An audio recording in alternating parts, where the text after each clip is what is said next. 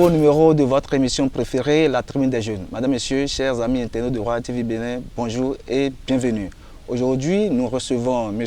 Roudi Innocent Antoine. Il est chef bureau de l'Agence nationale du domaine et du foncier des départements de Lomé et du Plateau. Bonjour M. Roudi. Bonjour M. journaliste. Merci d'accepter notre invitation. Non, je vous dis merci, c'est partagé. Alors sans plus tarder M. Roudi, vous êtes un jeune directeur envié. Qu'est-ce que cela fait? Bon, vous savez, moi c'est pas que si les gens m'envient, mais je viens de l'entendre de votre bouche. Mais il faut savoir qu'un jeune directeur envié, c'est beaucoup de responsabilités. D'abord, dans un premier temps, oui. Il faut savoir que, un, vous faites honneur à vos amis. Oui. Deux, vous faites honneur à votre famille. À votre famille. Et vous faites honneur à votre entourage. Et partant de là, vous avez une très grande responsabilité. Lesquelles? Et vous n'avez pas le droit à l'erreur, par exemple, dans l'exercice de vos responsabilités. Donc, ça fait que, c'est vrai, les gens envient, mais l'envie que les gens ont pousse le jeune directeur à savoir qu'il doit atteindre les challenges, qu'il a des challenges qu'il doit vraiment atteindre. Et c'est ça le véritable problème. Vous dites tout à l'heure que vous ne savez pas que vous êtes envié, alors que qu'en temps normal, il peut y avoir des gens qui ont de diplômes dans ce domaine plus que vous, ou des gens qui ont le même diplôme que vous, mais qui n'ont pas occupé ce poste-là. Certainement, ces gens-là, ils doivent vous envier, normalement. Bon, c'est vrai, c'est la vérité, c'est une pure vérité que vous venez de dire.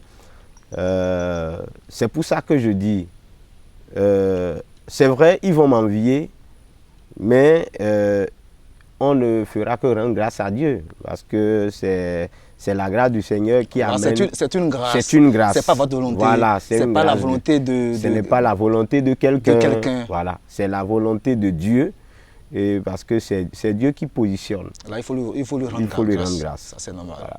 Et, monsieur le directeur, la jeunesse peut-elle assurer véritablement la relève, selon vous? Vous voyez, il n'y a plus de doute par rapport à ça, parce qu'aujourd'hui, nous avons beaucoup de preuves qui sont tangibles. Lesquelles? Quand nous regardons le gouvernement aujourd'hui, vous pouvez dénombrer le nombre de jeunes. Ils sont combien? Le gouvernement, ça fait 26. Bon, il y a combien de jeunes? Je pense qu'il y a environ 6 jeunes qui sont au gouvernement. Ah, si sur 26, on peut dire que... mais ça a commencé, parce que quand vous regardez dans les gouvernements passés, il n'y a pas autant de jeunes. Là, nous sommes d'accord. Donc, c'est très important de voir. Lorsque vous regardez également au niveau des directeurs départementaux ou Aimé Plateau, vous voyez évidemment le nombre de jeunes qu'il y a aujourd'hui dans les directions départementales. Monsieur il y a plus de jeunes. Monsieur Roncaré, le directeur départemental de l'économie numérique. Voilà, c'est des jeunes. Le directeur départemental du commerce, c'est un jeune. Donc, quand vous regardez vraiment le visage donc, des hautes fonctions au niveau de l'État aujourd'hui, vous avez beaucoup de jeunes qui sont positionnés. Voilà, donc il n'y a plus de doute pour dire que est-ce que les jeunes peuvent assurer la relève. Je pense que les jeunes sont sur la voie et assurent déjà la relève. Aujourd'hui, on constate que les deux grands partis du pays, à savoir le BR et l'UP, on dit souvent que le parti de la jeunesse, c'est l'UP. Vous faites partie de ce parti-là parce que c'est vu partout. C'est un parti qui regorge assez de jeunes. Vous êtes de ce parti aussi? Vous savez, qu'on soit d'un côté ou d'un autre, le plus important, c'est de savoir que notre pays a besoin de nous et que nous devons contribuer à un véritable développement de ce pays. C'est très important. Donc, l'un dans l'autre, c'est la même chose. La vision, la seule vision, c'est le développement de notre chère patrie, le Bénin. Le Bénin. Monsieur le directeur, la jeunesse veut mieux comprendre ce qu'on met dans foncier. Aujourd'hui, si tu es jeune, tu me regardes aujourd'hui, il faut savoir que c'est le plus grand challenge aujourd'hui à l'ère du code foncier et domanial. Ah bon? Parce que le foncier, c'est quoi? C'est un bien fond. Quand on parle de bien fond, c'est quoi? Ça peut être un fond de terre, d'accord? Quand je prends une parcelle, on peut dire que c'est du foncier. Et quand je prends par exemple un domaine abritant les forêts, je peux parler du foncier. Quand je prends... Il y a beaucoup d'éléments, de types de foncier. Donc aujourd'hui, c'est ça. Le foncier, si c'est une parcelle ou un domaine, vous allez voir qu'on parle de foncier bâti ou non. Ou non. Est-ce que vous voyez? Donc le foncier peut être bâti ou non. Donc globalement, c'est ce qu'on entend. Mais ce que je voudrais souligner aux jeunes,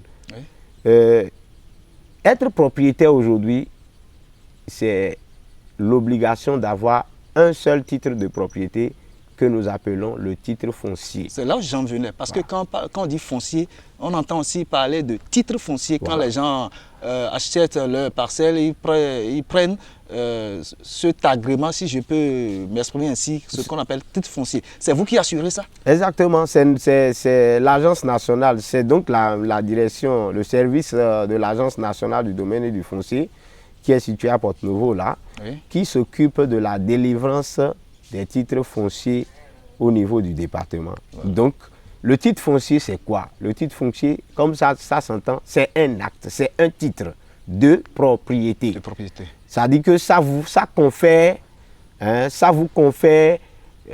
titre, ça vous confère le nom de propriétaire. Donc aujourd'hui, c'est un document qu'on ne peut pas attaquer. C'est un document, comme on le dit, inattaquable. C'est un document définitif. Ça veut dire que lorsque vous avez un titre foncier, vous êtes appelé propriétaire. Alors que quand vous n'en avez pas, on vous appelle présumé propriétaire. Et comme j'ai souvent l'habitude de dire, quand on dit présumé propriétaire, en français facile, ça veut dire il semble que vous avez une parcelle là. Ça veut dire on peut vous dégager à tout moment? À tout moment, on peut vous dégager. Alors, il y a des gens qui portent de doutes sur cette affaire de titre foncier. Rassurez-nous que si on prend ce papier, c'est définitif, c'est éternel. Non, mais vous voyez, ça c'est connu de tout le monde. C'est connu de tout le monde. Lorsque vous avez votre titre foncier aujourd'hui, c'est inattaquable. Et c'est un titre définitif. Bon, maintenant, ceux qui y mettent de doute, qu'est-ce qui se passe? Lorsque, dans la délivrance, on constate que celui qui est en train de demander le TF l'a obtenu par fraude, alors les instances prévues au niveau de la juridiction peuvent annuler le TF. Et c'est dans ce cas-là, on dit que non, certaines personnes peuvent en faire de doute, mais ce qu'ils doivent savoir, le Code foncier domanial aujourd'hui dit qu'il ne reconnaît qu'un et un seul acte de propriété qui est le titre foncier. Alors, lorsque le TF est illégalement délivré, ça veut dire que ça peut poser des problèmes après? Oui, si c'est illégalement délivré, ça peut poser des problèmes. En fait, c'est délivré illégalement. Vous savez, la terre ne se déplace pas.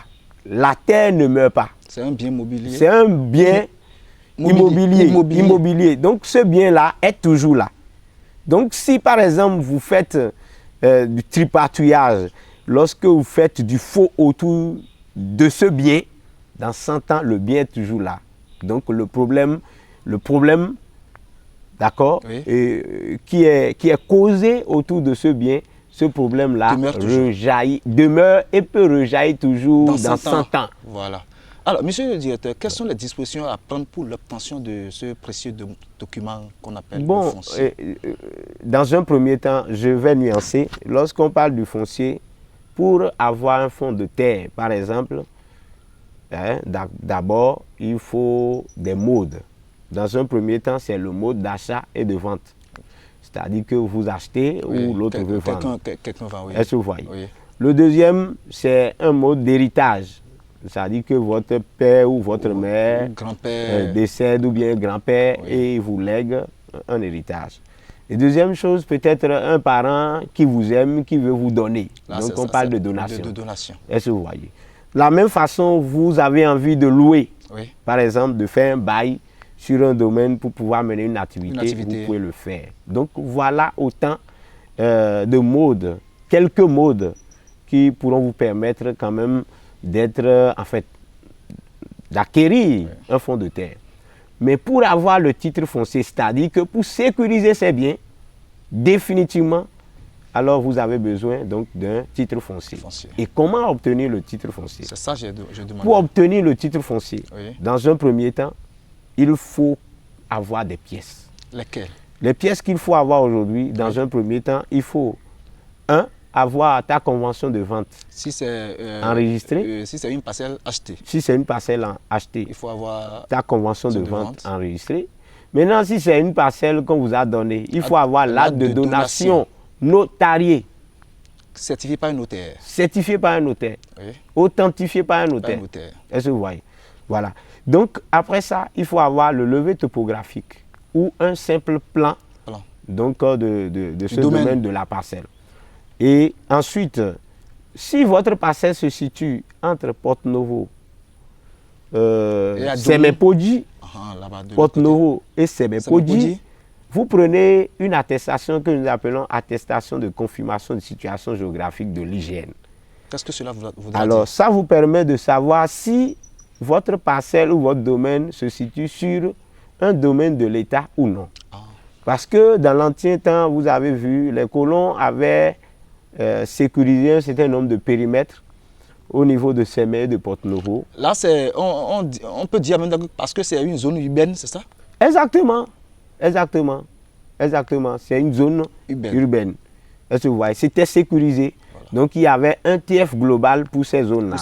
Pour ces zones. Donc, il faut aller vérifier. Il faut aller voir si ce n'est pas un domaine qui est dans l'emprise de ce périmètre titré au nom de l'État. Au nom de l'État. Est-ce que vous voyez? Donc, si c'est titré au nom de l'État, alors la procédure pour l'obtenir est autre chose. C'est pour ça qu'on exige pour les parcelles qui sont situées entre Semepodji et Porto-Novo. Maintenant, pour les parcelles qui sont situées entre Porto-Novo, Dangbo, Adjongé... Toutes les parcelles qui sont situées dans les autres communes, on n'a pas besoin de prendre cet acte-là. Quelles sont les pièces? Bon. Ensuite, après l'attestation de confirmation de situation géographique, vous avez l'acte de présomption de propriété prévu par la loi. Alors, l'acte de présomption de propriété, il y a soit l'attestation de recasement, lorsque la zone est déjà lotie et recasée. Oui. Deuxième chose, une attestation de détention coutumière, lorsque c'est une zone urbanisée, par exemple, où les gens n'ont plus les actes de propriété. Est-ce que vous voyez? La mairie leur délivre l'attestation de détention coutumière. Ou bien c'est dans une zone rurale où il n'y a pas de lotissement, il n'y a rien. Oui. Alors, vous demandez, vous rapprochez de la mairie et elle vous donne également l'attestation de détention coutumière.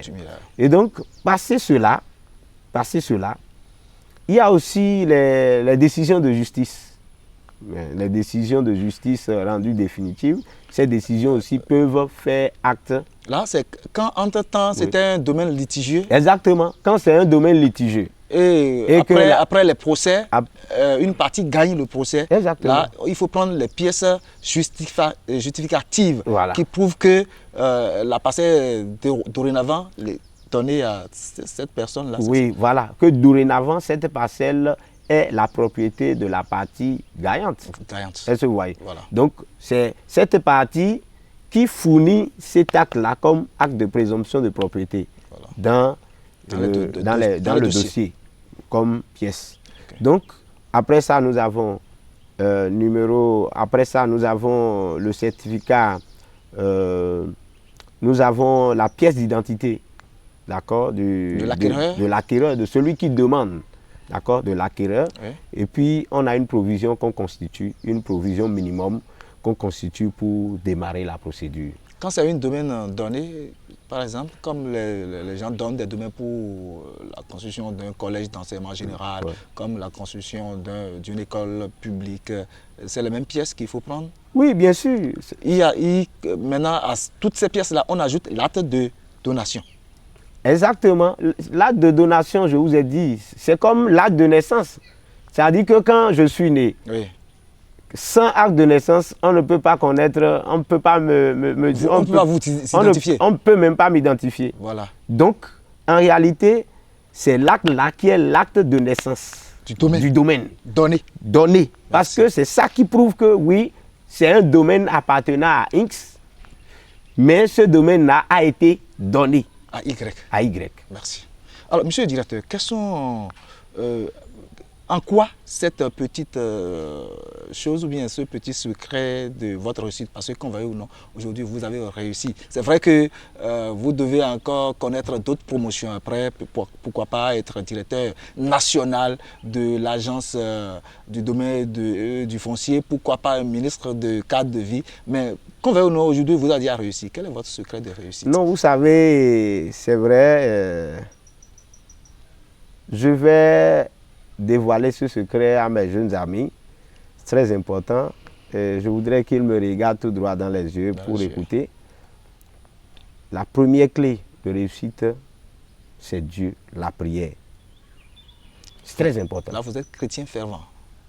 Bon, que tu sois chrétien ou non, il faut reconnaître l'existence de Dieu. Vous êtes de quelle église? Je suis chrétien fervent, c'est pour ça que vous êtes de quelle église? Je suis de l'église Tabernacle de la Nouvelle Alliance. C'est une église évangélique. C'est une église évangélique. Donc c'est très capital de le savoir que la clé, c'est d'abord la parole de Dieu. La clé, c'est Jésus. La clé de la réussite. La clé de la réussite. D'autres personnes, en fait, c'est... Et après ça, la deuxième chose, c'est apprendre à servir les aînés. C'est très important. Les aînés. Quand on est jeune, il faut apprendre à servir les aînés. Là, c'est un autre secret. De façon désintéressée. Voilà. C'est très important. Très intéressant.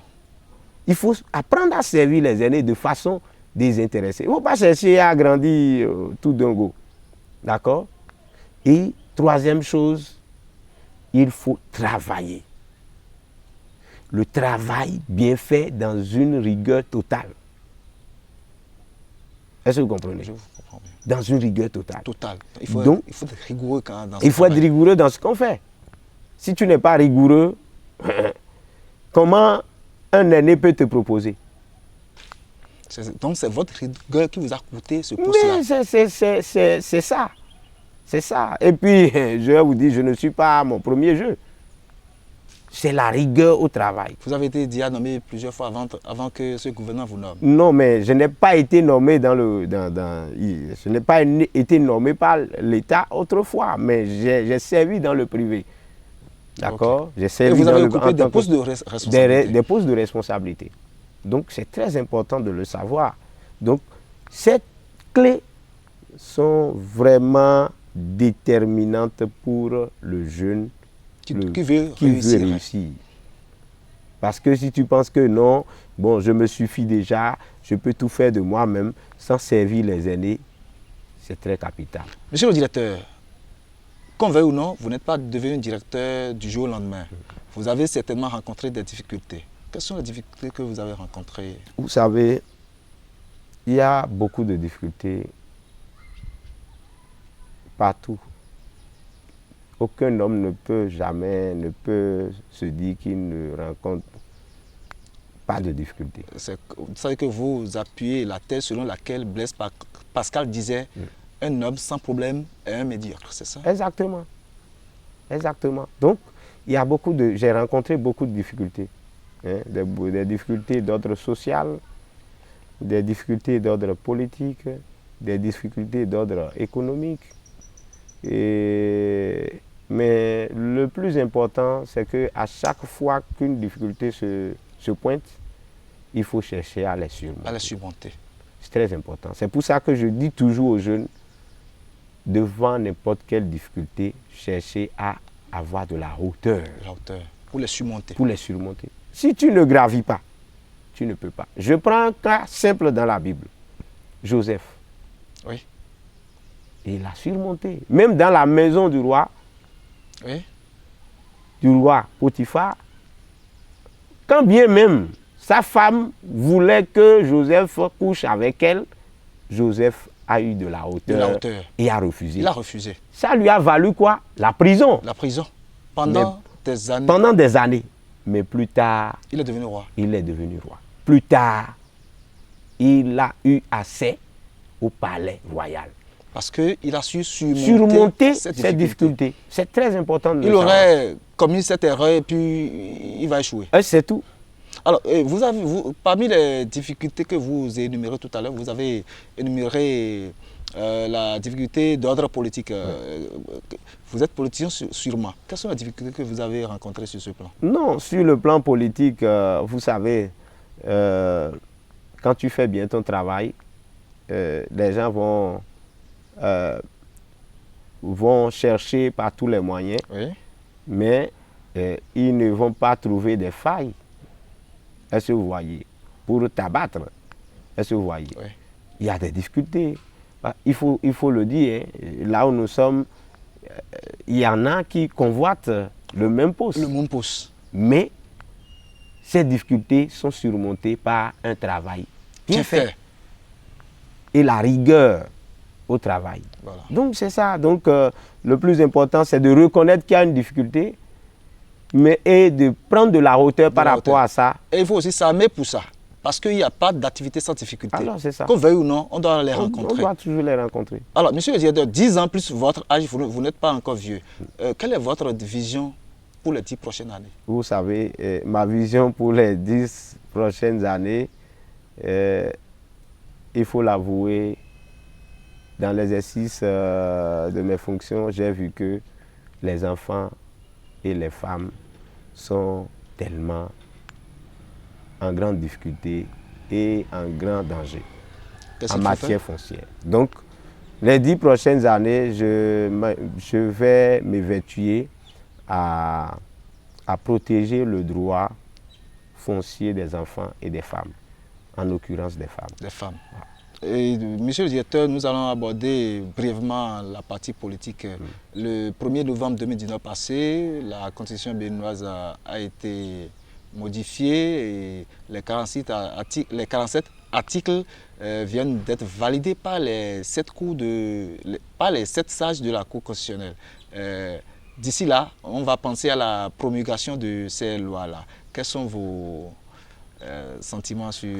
Non, mais est-ce que il y a des sentiments? Je pense que c'est un pays comme le Bénin a besoin de grandes réformes. Donc vous approuvez le toilettage de la loi fondamentale? De grandes réformes. De grandes réformes. Et en ce sens que, vous savez, tout le temps, beaucoup de personnes, et tout le temps, la classe politique passée a toujours voulu nous montrer que effectivement tout va bien. Effectivement, on peut aller loin. Est-ce que vous voyez? Oui. Mais aujourd'hui, nous avons la chance d'avoir le président Patrice Talon qui a engagé des grandes réformes. Et ce que je dis souvent... Des réformes courageuses. Des réformes courageuses. Ce que je dis souvent, quand les gens crient, je dis, on ne peut pas faire des omelettes sans casser des œufs. Donc, ils doivent serrer les ceintures le d'abord. Problème, c'est va... le véritable problème, c'est d'aider la personne à avancer et de lui faire des propositions quitte à lui permettre de bien faire. De parfaire ce qu'il a entrepris. Donc, ce n'est pas de rester là, envoyer des coups de chiffon, des coups de couteau, des coups de ceci et cela, mais c'est d'aider cette personne-là, c'est de l'aider. C'est très important de le savoir. Merci, monsieur le directeur. Vous êtes chrétien, église évangélique. Instant galerie, hein, on entend souvent dire que la Bible n'a pas autorisé de boire de l'alcool. Et quand on dit ça, les jeunes disent, quelle partie de la Bible a dit ça? Est-ce que vous prenez de l'alcool? Non, vous savez, quand on parle de ces genres de choses, je pense que c'est relatif. Voilà. C'est relatif. Donc c'est genre un goût. C'est relatif. Moi, je vais vous dire une chose. Toi, c'est toi. Est-ce que vous comprenez? On ne doit pas toi, c'est toi. Pourquoi tu veux imiter l'autre? Eric, c'est Eric. Eric, c'est Eric. Monsieur est innocent, c'est innocent. C'est innocent. Vous pouvez faire votre vie à part, je fais la mienne à part. Exactement. Monsieur le directeur, qu'est-ce que vous aimez? Quels sont vos mets préférés, votre loisir préféré? Non. Est-ce que quand on parle de mets, moi je suis très simple, hein? Moi je suis très simple. Moi je prends de la pâte, piment. Avec du piment? Oui, ça c'est mon plus C'est mon repas préféré. Oui, oui. Et votre loisir préféré, c'est quoi? Loisir, j'aime voyager. Vous aimez les voyages? J'aime tellement voyager. J'aime la natation. La natation. J'aime le sport. Vous êtes de quel département? Je suis des collines. Il n'y a pas de l'eau là-bas? Bien sûr, il n'y a pas de l'eau, mais je l'aime. Ok. Merci, monsieur le directeur. Ouais. Nous tendons progressivement vers la fin de l'émission. Quel est rapidement votre mot de fin? Mon mot de fin, c'est d'abord, je remercie d'abord le directeur général de l'Agence nationale du domaine et du foncier. Je le remercie spécialement pour la confiance placée en ma modeste personne pour servir à ses côtés. Je remercie également le Seigneur en premier, c'est très capital. Et puis après, je remercie mon directeur général pour la confiance placée en ma modeste personne. Et je voudrais dire aux jeunes vraiment de garder quelques éléments. 1. Servir Dieu. 2. Servir les aînés de façon de réintéresser. 3. D'être humble. Et 4. C'est de faire leur travail convenablement, comme cela se doit. Avec ces 4 éléments, je pense qu'ils pourront réussir. Et je viens aussi remercier très sincèrement Royal TV pour cette initiative, parce que Tribune des jeunes, c'est une tribune qui ira très très loin. Merci, amen. Voilà, madame, monsieur, chers amis internautes de Royal TV Bénin, nous voici à la fin de cette émission. Le foncier, c'est le thème autour duquel notre invité a fait des éclaircissements. Merci à vous de nous avoir suivis et surtout, n'oubliez pas de vous abonner à Royal TV Bénin. Royal TV Bénin, toujours proche de vous. Merci.